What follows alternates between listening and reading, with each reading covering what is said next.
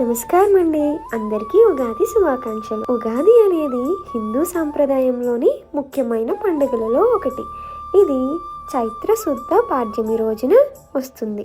అంటే వసంత ఋతువులో వచ్చే నూతన సంవత్సరం ఆరంభంగా భావిస్తాము.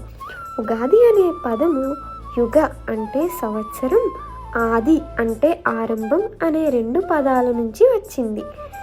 ఇంకా ఉగాది కథ గురించి తెలుసుకుందామా? ప్రాచీన పురాణాల ప్రకారం బ్రహ్మదేవుడు సృష్టిని ఈ రోజున ప్రారంభించాడని విశ్వాసం. ఇంకొక కథ ప్రకారం శ్రీకృష్ణ పరమాత్ముడు తన అవతారాన్ని ముగించి స్వర్గారోహణ చేసిన తర్వాత కలియుగం ఈ రోజున ప్రారంభమైందని చెప్తారు.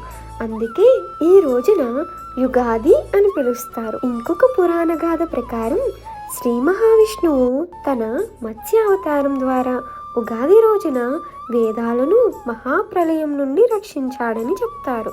ఆయన రక్షణ ద్వారా ధర్మం కొనసాగింది మరియు సత్యాన్ని విజ్ఞాన్ని రక్షించే రోజు ఉగాది అయ్యింది.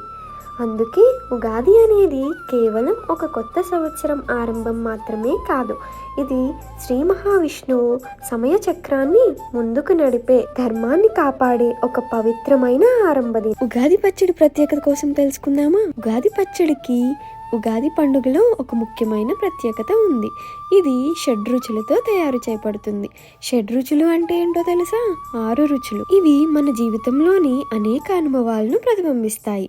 ఈ పచ్చడి మనిషి జీవితంలో వచ్చే ఆనందం, దుఃఖం, కోపం, భయం, ఆశ్చర్యం, అసహ్యం వంటి భావోద్వేగాలను ప్రతీకగా సూచిస్తుంది. ఉగాది పచ్చడిలోని తీపి జీవితంలోని సంతోషకరమైన సంఘటనలను సూచిస్తుంది.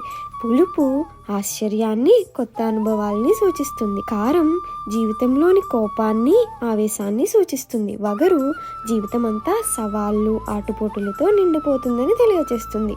ఉప్పు జీవితంలోని సమతుల్యత, ఆహ్లాదాన్ని సూచిస్తుంది. వేప పువ్వు జీవితంలోని దుఃఖాలను, బాధలను సూచిస్తుంది. ఉగాది పచ్చడి ఆరోగ్యపరంగా కూడా గొప్ప ప్రయోజనాన్ని అందిస్తుంది. ఉగాది పచ్చడి నేడు తినే ఒక వంటకం మాత్రమే కాదు, అది జీవిత తత్వాన్ని మనకు నేర్పించే ఒక గొప్ప సందేశం.